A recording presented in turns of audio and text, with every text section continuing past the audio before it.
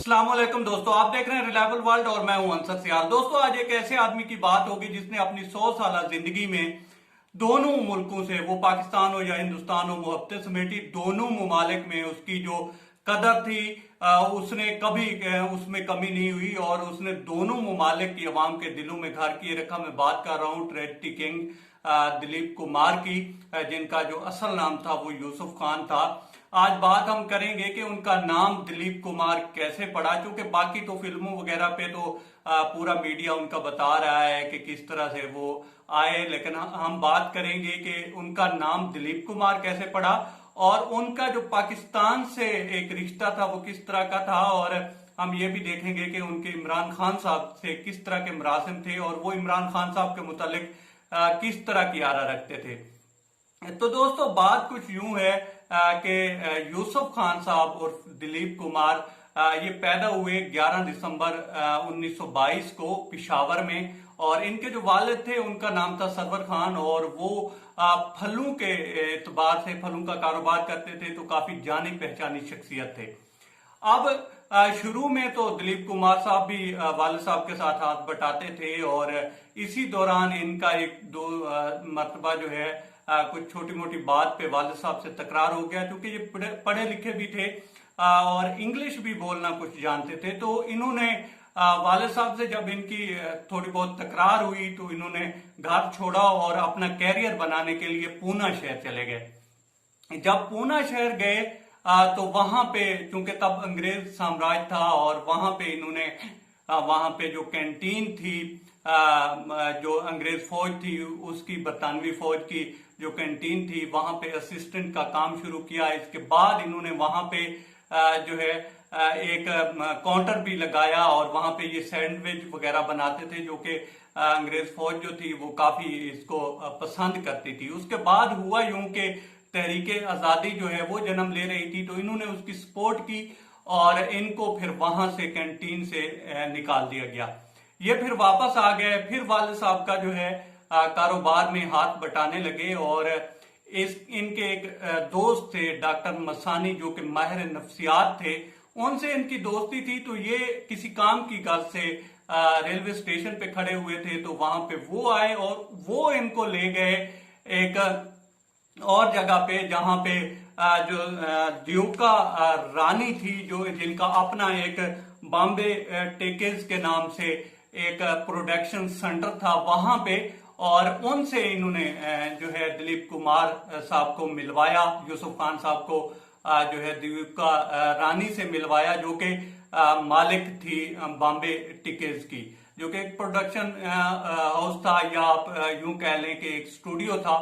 वहां पे जब इन्होंने उनको मिलवाया तो ये काफी जो थे खुश शक्ल भी थे और इनकी पर्सनैलिटी में एक ग्लैमर नजर आता था। तो उन्होंने कहा, जी अगर आपको उर्दू आता है तो आप फिल्मों में आ सकते हैं, हम आपके साथ काम करना चाहते हैं। तो जो इनके डॉक्टर थे, इनके दोस्त थे, उन्होंने बताया कि जी इनका जो बैकग्राउंड है वो पिशावर का है, तो ये जानते हैं और उर्दू को अच्छी तरह से ये जानते हैं।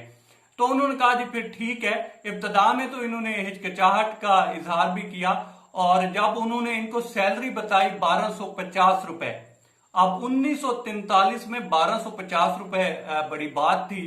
तो जब इनको बताया गया कि आपकी जो सैलरी है वो 1250 रुपए है, तो इन्होंने समझा कि ये शायद सालाना सैलरी की बात कर रहे हैं और इन्होंने कहा जी मुझे काम भी नहीं आता और इसके बारे में मैं कुछ जानता भी नहीं अदाकारी के मुतालिक, तो आप बेहतर तो यही है कोई और आदमी रख लें। लेकिन उन्होंने कहा कि उन्होंने फिर क्लियर किया कि ये जो सैलरी है वो भी माहाना है और आप इसको कर सकते हैं।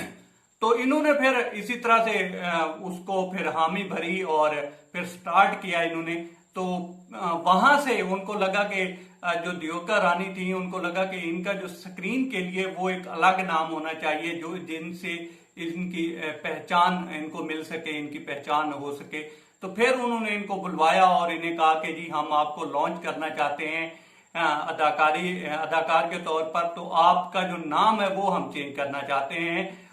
तो इन्होंने फिर वहां पे भी एक दफा तो ये दम बखुद रह गए कि ये क्या हो रहा है कि एक तो मैं ये इंडस्ट्री जानता नहीं था, उसमें ले आए, अब मेरा नाम भी चेंज किया जा रहा है। लेकिन उन्होंने समझाया तो वहां से दियोकर रानी ने इनका नाम रखा दिलीप कुमार, और फिर वहां से दिलीप कुमार ने एक ऐसा बड़ा नाम बना और ऐसे फतूहात के रिकॉर्ड तोड़े कि जो अभी तक चले और आज ही खत्म हुए हैं। तो अब आ जाते हैं कि इनका पाकिस्तान से नाता किस तरह का था। तो दोस्तों, इनका पाकिस्तान से नाता जो था उसकी नजीर नहीं मिलती, जहां से भी वो एक दो तमगे भी हासिल कर चुके हैं, और यूं कह लें कि अमन के दोस्तों में से या अमन का पैगाम दोनों साइड पे देने वालों में से एक दिलीप कुमार साहब भी थे।